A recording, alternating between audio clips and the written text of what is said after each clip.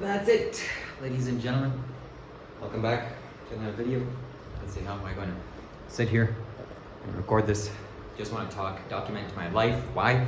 Because I don't have much time here on planet Earth. Much time being, I don't know, 100 years, 200 years, like that, gone. So I want to document my life. Here we go. I'm in India. That's what it feels like to be in India, by the way. That's a little jump that I did. And I went to the Isha Yoga Center. Maybe I'll title this First Time Going to the Isha Yoga Center. And fantastic. I want to document some things from my eyes just so that I get it on camera and don't forget it, don't lose it. First time seeing the Dhyana Linga, like that. Next, seeing the Linga Bhairavi, it's like, okay, did you get that? Good. Third, seeing the Adiyogi face, the big one, the 112 foot tall, was like, catch that? Good. Next, what else is there? Just a phenomenal, fantastic place. Seeing the 600 kilogram solidified mercury Adiyogi lingam, the Yogeshwara linga in front of the Adiyogi statue. It was like,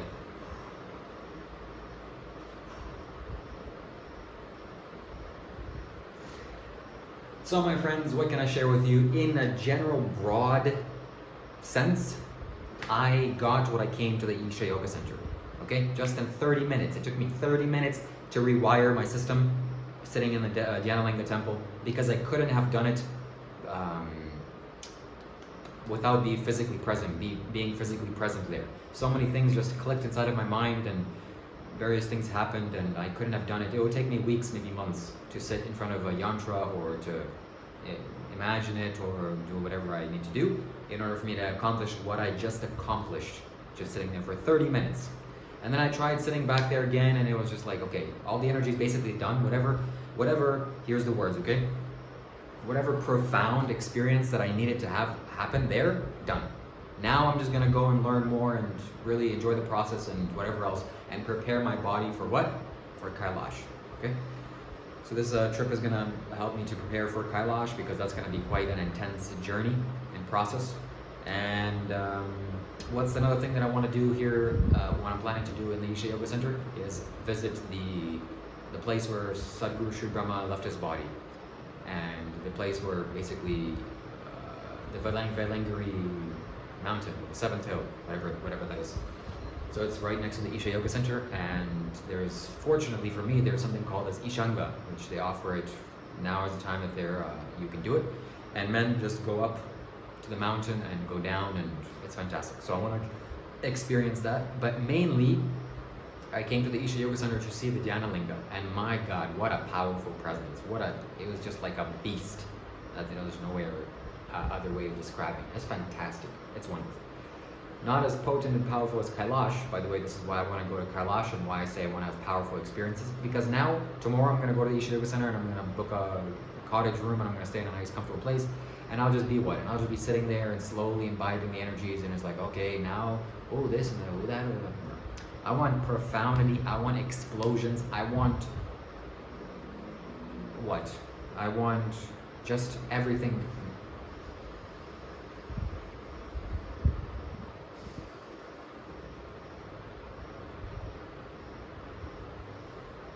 You get it.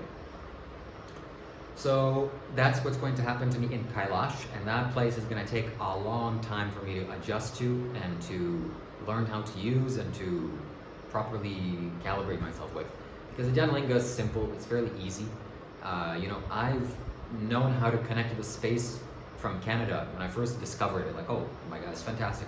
And then I could just, it's like I'm here. It's like I'm here right now. I'm in the Dhyana Linga temple. And now physically having gone there, it kind of, what did it do? Again, the physical things, it was a physical experience and the energy is just powerfully cascading and blasting outwards. And you can't miss it. It's impossible, okay? It doesn't matter who you are. If you, like, instantaneously, like, oh my God, wow, it's something so powerful. You just sit there, meditation happens to you. It's fantastic. So I want you to experience this at least once in your life, and I'm glad that I came here, especially now. I'm 28 years of age. 28 is a great number for this to happen. So it's a physical thing, and Again, 30 minutes, boom, done. I kind of readjusted my system, and all the powerful effects have now been done. So now I want to go to Kailash and make use of that temple. Now I want to share with you something, okay, briefly. I'm going to take a short little break and change the energy of this video.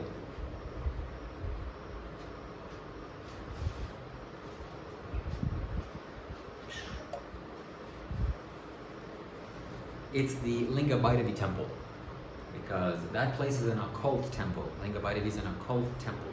It's not like the Dhanalinga. Linga Bhairavi is specifically made for occult purposes. Well, I don't think Sadhguru would say that, but it can be, okay, let's just like that. And it's a fantastic place, fantastic. I'm sitting there, right? I'm sitting there, and then I have my eyes closed, and then I hear something breaking. And then again, like someone smashing something on the floor. And then I'm getting blasted with energy. I don't even know what's going on. Like, it is hitting my throat. I'm like, Jesus, what is this? Amazing. I make use of it, of course. I always do that. And I absorb it into my system, my own body. And then I open my eyes and I'm seeing that they're throwing something at the Linga Bhairavi's feet. And I'm pretty sure it was coconuts. I didn't see, but that's what they do. I'm 90% sure that's coconut. So it's they're constantly offering various things to Linga Bhairavi. Like they're doing the arti, which is the fire. They make the fire and they offer fire to her and sing a mantra just to cleanse that energy and to strengthen it or her. And then again, the coconuts, that happen quite regularly. And other offerings that they make, and of course the mantra is always playing.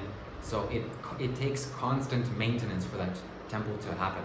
And it takes offerings, because if you stop offering, if everyone just goes away and leaves it, in a month's time, it'll basically be almost dwindled to basically that it's maybe unrevivable. No, it can't be unrevivable, but I'm not sure the technicalities of this, but I know for sure the energies will dwindle and that's it, it'll be gone. So whereas, and this is, most temples are like this, almost all of the temples, because they need daily offerings, they need an offering for the deity to stay alive. But the Dhanalinga is not like that. This is why it's the most fantastic thing that's ever been created. It's just perfection of geometry, and it stands there. It doesn't go anywhere, it can't do anything for you, it's just right there. And you have to do things for it to happen. And it's just fantastic. So that place will stay alive for maybe 10,000 years.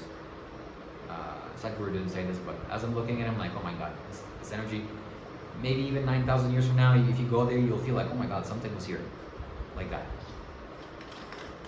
Okay, let me drink some water and continue talking.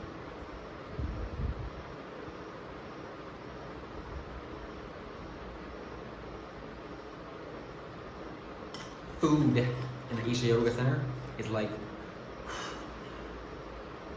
to be fair, I didn't eat the food that they serve. I'm gonna eat it tomorrow morning if I wake up on time. But I just had their cafeteria's food, and oh my God, it's so good. It's so good. I don't know why it's so good. Maybe it's because that I'm not gonna say it. The mean thing about maybe well, I have some ideas why. Because in the cafeterias, the pictures of Sadhgurus there, they constantly do pujas, and people are spiritually in tune, and it's all vegetarian food. So food tastes very, very good. It's acquired that energy. What else can I share with you about the Isha Yoga Center? Oh my gosh! Oh my gosh! Oh my gosh! Oh my gosh! Oh my gosh! Oh my gosh! Oh my gosh. As I was driving, right, from the airport to the Isha Yoga Center, I just felt some shift happen. I'm like, oh my God. And I see and sense that for kilometers, people are being influenced by this thing that Sadhguru has created. I mean, the Dhanalinga is like maybe halfway across the state, maybe even farther physically. But in that city, maybe even the whole city has been influenced by that, but I could subtly shift, oh my God, now I'm getting close to this. Why? Because freaking so many solidified mercury lingams, and that place changes the environment so heavily, and it warps space. It's so dense, and it's been energized. It's fantastic. It's fantastic. It's fantastic. It's fantastic. I'm still reverberating with this energy. It's just fantastic. Okay, you need to visit this place. It's like just fantastic. It's fantastic. I can't say fantastic anymore. Enough times. What else?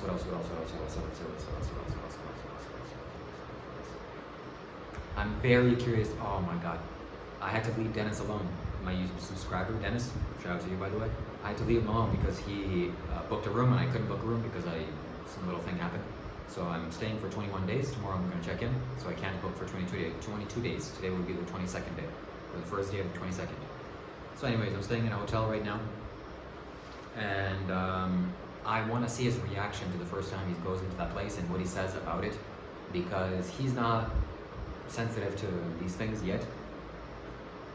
And but this place is you can't miss it. It doesn't matter who you are. It's incredible, incredible, incredible, incredible.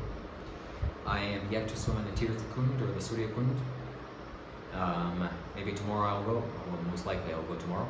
I'll still go into the Linga Bhairavi temple because that place I can make use of very heavily for my own exploration of this energy, the throat chakra energy. And yeah, I was kind of feeling a little bit not great because this logistical situations happened. I'm like, oh my god. And then I went to the Dhyanlinga temple and I tried going back again after 30 minutes I've been there. And I felt uncomfortable. I'm like, oh, why am I here? What am I doing? And then I went to the Linga Bhairavi temple and I'm like, oh my god, it's such a huge, powerful occult temple. So much energy. It's wow, wow, wow, wow, wow. If you've never experienced something like this before in your life, it's a physical phenomenon. The energy is so strong, it's so powerful, it's physical. You're walking in like, I don't know, energy is being breathed on you. It's like, Jesus.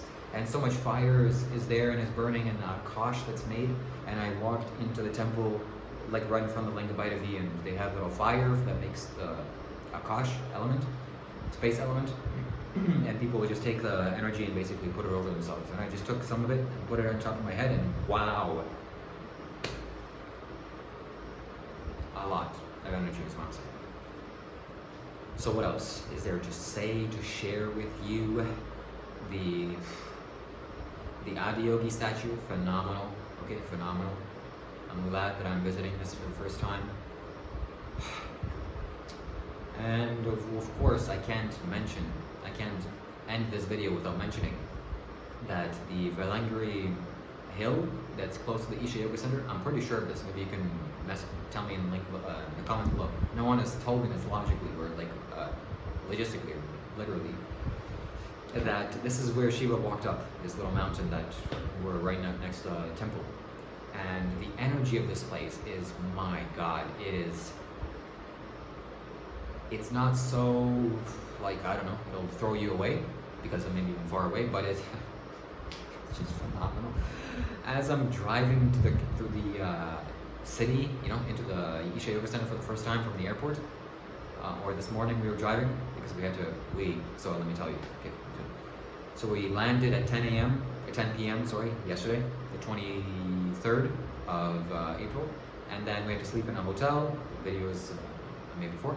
And then this morning we had to drive to the Isha Yoga Center, and as we were driving, and I'm just holding my hands close, and I'm thinking about that Shiva walked this land, and he walked up this mountain and sat there, and I could feel the energy. And as we were getting close and I saw the mountain, I'm like, oh my god, what a powerful, remarkable, incredible being.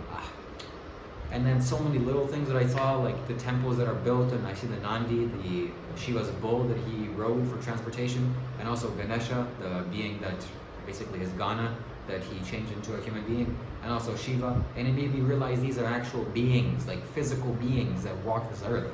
It's a little bit of a conceptual reality when I first began to understand this in India, in Canada. And way before I was even spiritual, I thought that these deities that Hinduism has is like self-created. Someone's imagination. Oh, we're gonna imagine some deity. It's very strong and he's very blue, and we're gonna imagine him. No, it's not an imagination. It's a literal, actual being that walked this planet. And Ganesha, the guy had a totally different head and he had a human body but a different head. A head is not an elephant's head, by the way. It's a Gana, meaning some distorted, demented being, or like a demon. And he was very intelligent, and he did a lot of things for the planet. And of course, that can't just be, okay, we're gonna forget about it. No, that stayed on through the ages. And he's being commemorated for all the benefits and all the intelligence that he's had and whatever else he's helped humanity do. And what else is there to share? My God, it's just so fantastic and fascinating. And I'm so glad that Sadhguru is alive and he's helping people and he's transforming the society and he's still alive, okay? And I hope he stays alive for long. I am willing to put my reputation on the line here for the statement that for the next 2 years, I'm almost certain and guaranteed that he will be physically strong and his presence will be physically strong on the planet. Meaning he'll do programs and do things. And after 2 years, maybe things are gonna run out. As you might have to check out of the hotel. But I don't know. And of course, the most powerful video maybe of Sadhguru's a YouTube video that I've seen is him talking about it recently. Is how he overcame a very serious ailment, and the story of the guy who plucked his eyes out and Shiva as his partner, and Shiva doesn't want him to leave yet. And anyways, I'm seeking profoundness of experience. I'm seeking profundity. I'm gonna go spend as much money as I can on Kailash. I'm gonna go there. I wanna live there for like 2 months. I wanna freaking guzzle that place up, absorb everything. I wanna steal everything that's in the mountain. I wanna steal it all, so that no one, so that no one has access to that mountain. I'm just gonna rob it, everything. Just, it's mine. I'm joking. And whatever it takes, I don't care. I'm gonna go there. It's gonna be cold. It's gonna be miserable. It's probably food's not gonna be amazing. I'm not gonna be able to shower as luxuriously. And did I mention it's cold? Yeah, it's cold. But I wanna freaking drink and guzzle that mountain. I'm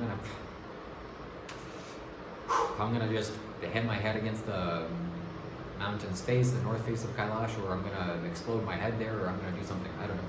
Of course, metaphorically or energetically speaking, not literally. And that's a much harder place, or much more difficult than Dhanalinga, for example, because the Dhanalinga is created by human beings, and it's done with logic, and it's 7 dimensions, and I'm seeing this and like, wow, I am transforming into the Dhanalinga, or that's not fair to say. It's a fantastic roadmap. Hey, it's a map. It's a blueprint. That's what it is. It's a blueprint for how you should be as a human being. 7 dimensions, 7 chakras. And everything. It's just perfection. It's just perfection. If you were writing a test and the Dhanalinga was somehow a test in school, it would be 100 out of 100. Even if there was 114, maybe 72,000 questions, and you get one question wrong, that's it. You can't get a perfect score. The Dhanalinga is a perfect score, 100%. Can you imagine that? 100%. That's what it is. 100%. And that place is gonna stay alive for thousands of years. Thousands of years. And it's also fascinating that it's actually a physical energy. It's physical. Like it just blasts you away, it throws you away. You can just feel it. Sadhguru says, I was sitting there and I'm thinking, if this place got dirty or no one took care of it for thousands of years, and then you just came and you cleared it all out, maybe you lit a little bit of a fire, or I don't know, made some music around it, and then just sat and meditated, it would be just as powerful as it is today. Why? It just goes to the perfection of geometry. Oh, also, by the way, in front of the Isha Yoga Center is this tree. I don't know what the tree is called, but they have these little hanging things, and that's a powerful occult technology. I'm sure that it's used to attract petas, they call it, or non-physical beings, because they want to go into the space of the Isha Yoga Center and the Dhanalinga. It's just natural for them to do so. Why? Because they're seeking dissolution, but that would create a little bit of a problem for human beings. So this little thing is created. I'm not sure how they get dismantled or destroyed. I don't really sense that they're around in the Isha Yoga Center at all. But yeah, it's fascinating. I want to learn more about occult, these things that are occult. Some things I was totally wrong about, like, conceptually before I came to the temple or the yoga center, I thought, okay, maybe Sadhguru is doing this physically because this is the outcome that he wants. Like, for example, he has these little small lingams, or this little lingam placed in front of the Dhanalinga, or behind the Dhanalinga where the faces are. And I thought maybe he's placing these little things just to carry on the signal. It's like a Wi-Fi extension. That, okay, things are emanating, things are very powerful, but as you grow in distance, it doesn't impact the space as much. And I thought that's just my logical kind of understanding. That's how I concluded it. And then I came here and I realized that no, that's not the case. Okay, it's for miles and miles and miles away. You can make use of this energy, and it won't dissipate, and it doesn't dissipate, and it's just fantastic. So, oh my God, this goes to show you how significant this energy is, and I love it. I love it. I know I can't stay here for a long time. It's not needed by me. It's not you know. I also can't do Shambhavi Mahamudra anymore. I just can't. Even though if I want to stay long term, I have to practice Shambhavi for 40 days. I can't be bothered to do that, or 48 days. No, impossible. Why? Because I've mastered Shambhavi Mahamudra. You know, I've practiced it long enough that basically that's it. There's no more benefits to be gained out of it. I'm sure if I sit down and do it now, things will happen for me. But it's happening for me regardless if I do it or not. Why? Because my spine is open, and energy from the base of my spine naturally and effortlessly travels up to my pineal gland. And that's where it secretes the fluids that it needs to secrete for me to be ecstatic and happy. So the Shambhavi Mahamudra is like opening a door. And imagine you have a metal door and it's been left unattended and rain got on and it is rusty and it's so difficult to open. It's basically impossible. But now you learn this technique of Shambhavi Mahamudra. It's like oils your door, and then it becomes a little bit easier to open it. You can open it out just a little bit, and then you keep practicing. It opens more and more and more and more until you fully open it, and then you remove the dust and the calcification, whatever else from the door, and then the door can be open in 2-3 seconds. You just sit here, and that's it. I'm getting the same benefits as I am from Shambhavi Mahamudra. So I can't be, you know, it's a waste of time for me to sit and do this little 21-minute practice. It's a fantastic process, by the way. It's fantastic, but it's not needed for everyone or by everyone. And there are more elaborate ways of getting it done. But still, I want to learn physical yoga. I see that my body needs work, and I want to make my body conducive for meditation, for the spiritual growth and practices that I want to do. But I'm not sure even that's necessary and a requirement, because my body, I see it as like it's like a useless machine. It's like something I have to drag around. That's about it. It's like, okay, this is the last physical thing, and okay, it's getting me through life, but that's just about it. It's just getting me through life. So I don't really understand these people that are so physically into this. I just leave it alone, and I eat the proper foods. I eat kind foods to my system. I don't eat the unkind foods, which will definitely deteriorate my body very fast. And what else? Some little things, but I need to find more things that lubricate my system very easily and make my body less of a problem, less of a challenge, because it's a little bit of a challenge. It's not much, but a little bit. And hopefully I can do this here in the Isha Yoga Center. What else? Oh my God, there's just so much energy to be had here. And every time that I'm thinking about something, something's happening to me again. So I love it. It's fantastic. The Nagas, the snake that you walk through the entrance, and there's a huge snake there, you know, a temple basically, or like that, and the floor and everything is energized, and it's like you're walking on spiritual energy. And inside the gym, I can't believe I'm here. I can't believe I'm here. Honestly, it makes me want to cry when I'm here.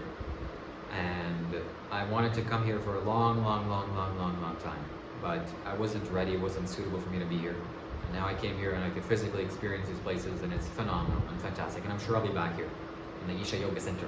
Mark my words. Why? To do more intense programs. I want to learn more things. But actually, no, that's not true. I don't want to learn anything, and I don't need to learn anything. Not even from Sadhguru.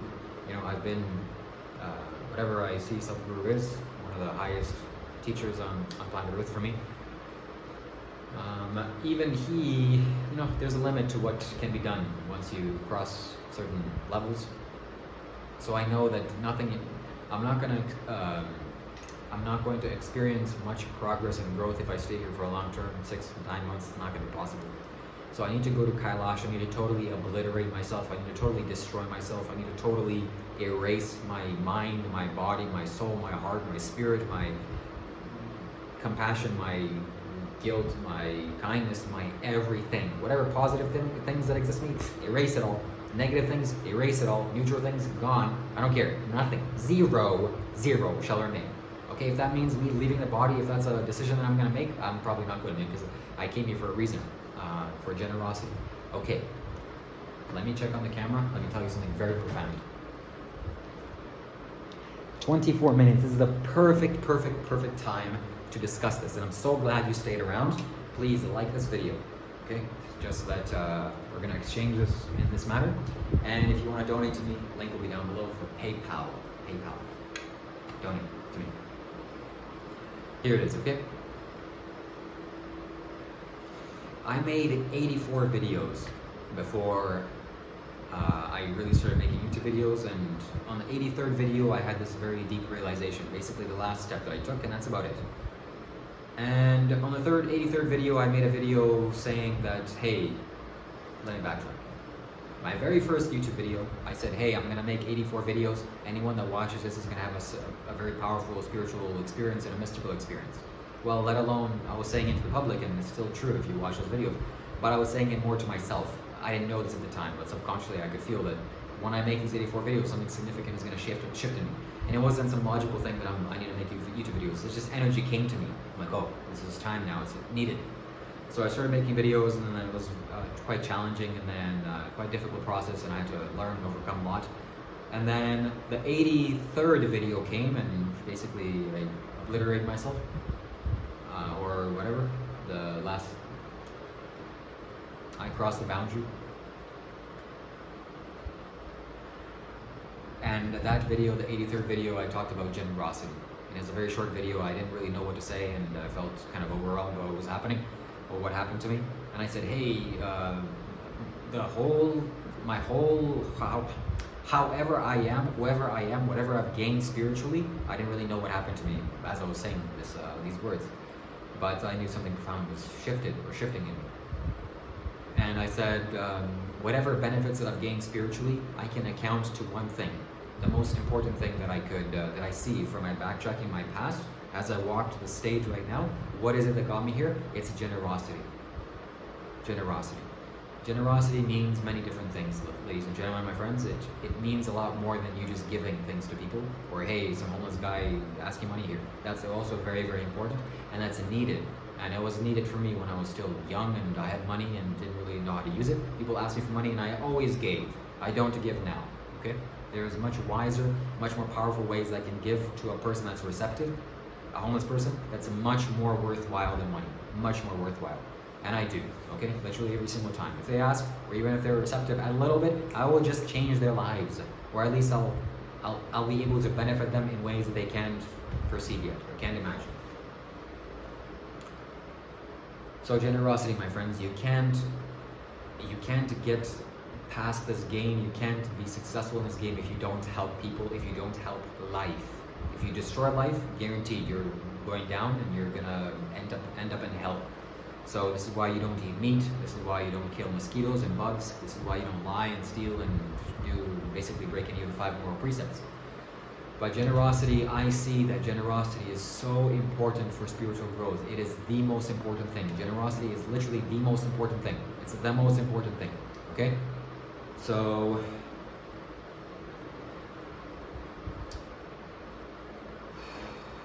wow. Yes, whatever you do to others, whatever you do to me, okay? That's going to help you immensely. That's not going to go away ever. And that's going to basically propel you like rocket fuel towards what? Towards your ultimate liberation, towards your ultimate realization. And even now, still having crossed the boundary, basically finished whatever needed to be done in terms of realization-wise, done, finished, whatever. I'm safe for death, is what I'm trying to say. Maybe you're thinking, oh, why did you say you're going to Kailash and you have to...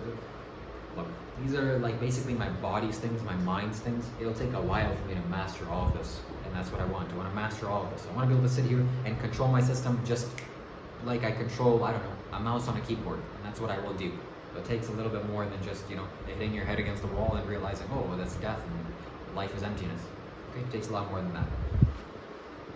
So, yes, even though whatever across many boundaries, still my generosity can't be stopped and it can't be turned away from.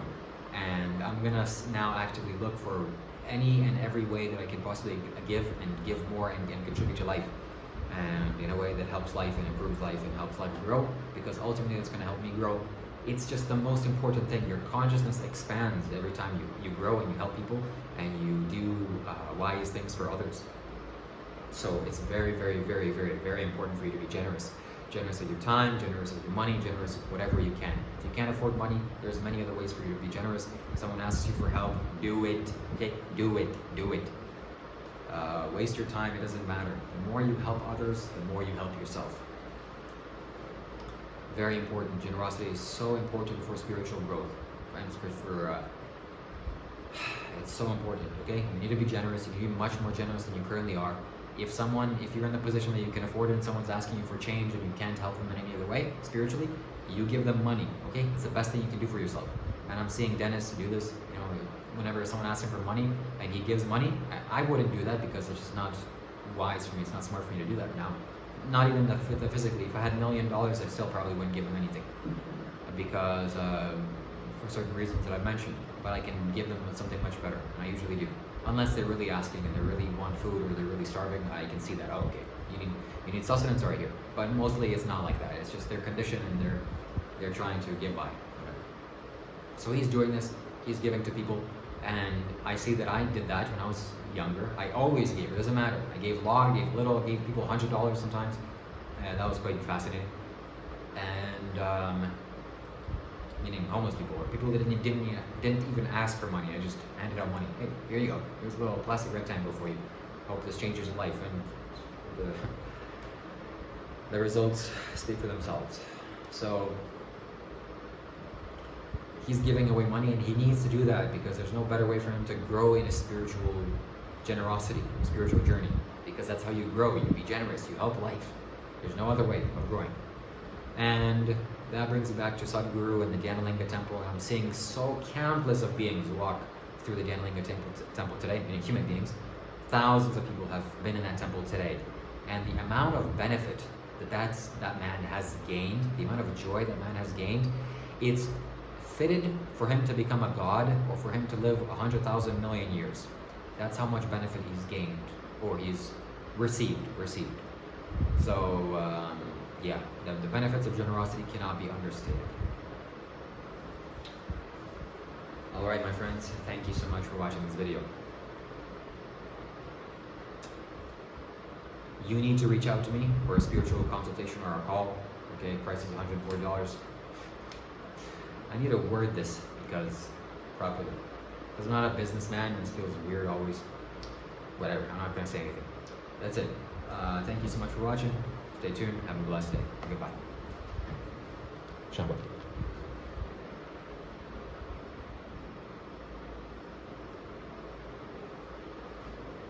No, this needs to be said. I don't know why. I have hesitation towards this. Yes, if you need help, if you need spiritual guidance, if you need, I don't know, me to do stuff for you psychically, I can do that. I can help you in ways that most of you cannot understand yet, even. Okay? As I'm walking through the Isha Yoga Center, I can't say this. Okay, I'll say this. It's very rare, extremely rare to open up this dimension, this blue dimension. And even open it up, let alone open it up, learn how to use it. And let alone, you know how to use it, have some mastery over it. And let alone have some mastery of it, well, I have some mastery of it, I don't have much else. But I will have all mastery over it. So I'm walking through a place and I can just see it, I can feel it. And okay, there's lots of amazing and spiritual beings, they're very peaceful and very nice to life, yet none like me. That's not true, that's not fair to say. There are quite a handful of people. They're like, oh, I see that person, oh, very nice, very nice. I saw one specifically today. This man was wearing a turban. He wasn't part of the Isha place, but he was just, staying there. And he looked like he was a yogi. He looked like he obliterated himself. He looked like he took a lot of, the universe just hit him, and he just eroded himself. And he's very and I'm like, wow. Okay, wow. And I had to kind of bow down very gently and silently to him. And we kind of walked by, and I understood, okay? And then some other things happened, and then Dhanalinga temple, I saw people that have this center open, they're using it, but not in a professional way, okay? Like I'm attempting to use this. I'm using this like a professional, okay? Like a professional uses a knife, or like a chef uses a knife. Doesn't use a knife like willingly, oh, maybe use a knife, okay? So this is why I'm saying this, because I can help you in various ways. So don't hesitate, okay? Reach out to me. You know you need it. You know you need my help. And if you come and contact me, like if you've done spiritual consultations before and you're watching my videos, well, I'm helping you whether you like it or not. It sounds kind of egotistical to say, but it's true. Whatever, if you're watching my videos and you need something or something happening, and this is just happening. okay? And some people are coming into my field of view, like as I'm going through my life, and then this person kind of, the boundaries break down, and I'm seeing, oh, no, okay, you gotta do this, don't relax, okay? Yes, so I'm still communicating to this person. But physically it doesn't need to be done. So if you have contact with me, it's okay. Things will happen to you or for you. Whatever, as much as I can help you, I will do things for you, okay? I will do things for you. Hello? Why? Because I can manipulate energy from far away. It's so simple, it's so easy. And it reminds me of what Sadhguru did, okay? Many, many years ago, or some years ago, I don't know. Sadhguru got a call from someone in the Isha with him. And they're like, hello Sadhguru, there's someone here in the Dhanalanga temple, and he hasn't opened his eyes, changed his posture, or stood up, or done anything for 8 hours. He's just been sitting there. 8 hours, like this. What should we do? Because it's basically almost time to close, or we're worried, or what's going to happen, is he going to leave his body? And Sadhguru said, wake him up. But he didn't. What I can imagine Sadhguru doing is him kind of, okay, hold on, and him putting his attention towards the Isha Center and seeing this person and feeling into his energy and asking what's going on here, or looking into what is he doing, or what are you doing, why are you doing it? Oh, okay, he needs to be woken up, it's okay, it's irrelevant, wake him up. And they woke him up. Why? Because physical space, the boundaries don't matter when you have access and contact with energy. It just, I don't know, if you can see a place, or you can imagine a place, or if you can feel a place, or know a place exists, you can just put your energy there and you can feel everything about it. Like a venomous creature, okay? Anyways, I'm getting too off topic and I'm veering into things I don't understand. I'm just, I don't fully understand this, but things are happening for me, and it's too much has happened for me to willingly brush it aside. Oh, this is my imagination. Oh, this is my fairy tale.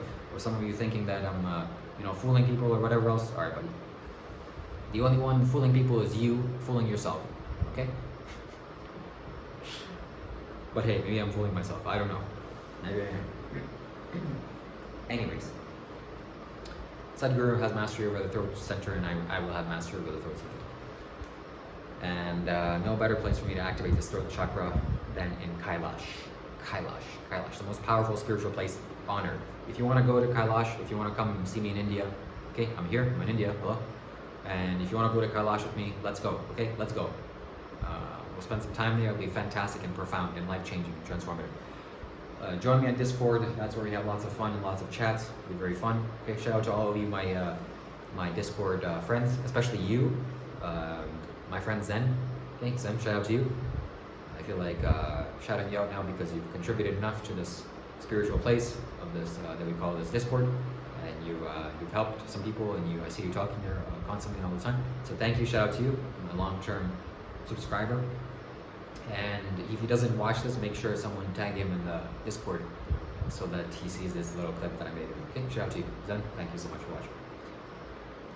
And as always, how can I forget Carlos Fernandez, DJ Los? Okay, some people here, my friends that have contact with him, they don't like him. They're like, oh, I want to distance myself from, oh, he's energy. Oh, how can you be friends with him? Why am I friends with him? Because he's venomous. Okay, he has this open in some ways, and he is very like this.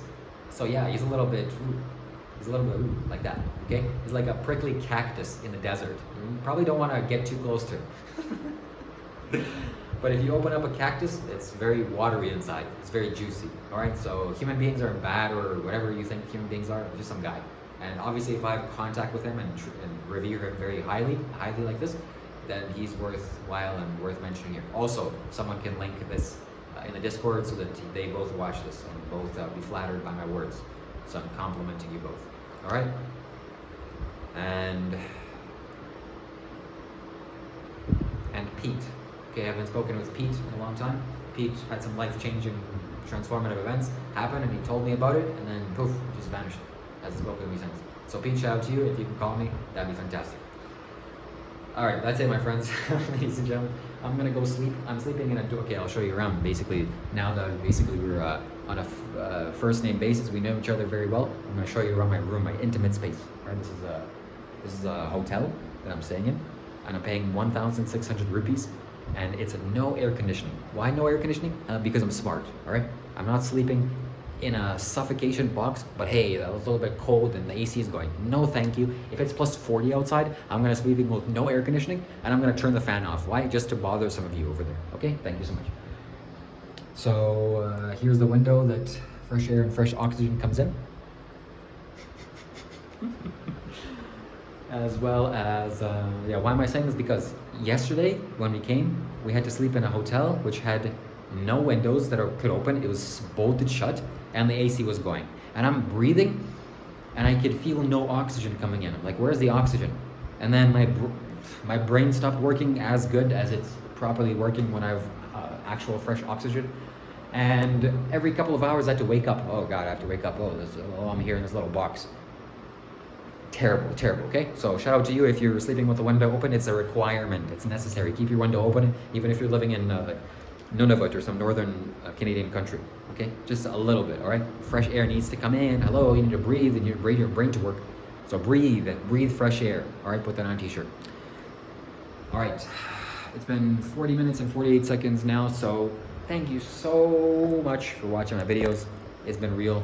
And I hope to see you soon. I hope to catch you here in the East Shiva Center. All right, I'm gonna keep this video 42 minutes long, just to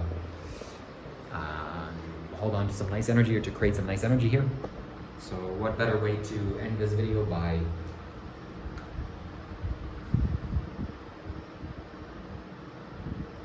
saluting all of you.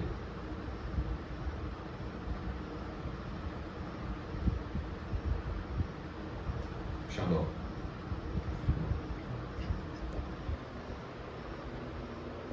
Oh, it's not time yet. That's awkward and embarrassing. Like this video, comment, let me know what you think. What else? Just love this place. Love this land. I'm gonna change my ring to a silver ring. Maybe something else. I'm gonna buy some turban and change my clothes. It's gonna be fantastic. Love this place. Love all of you. Okay, cheers. Shout out to you. Shiva Shambho.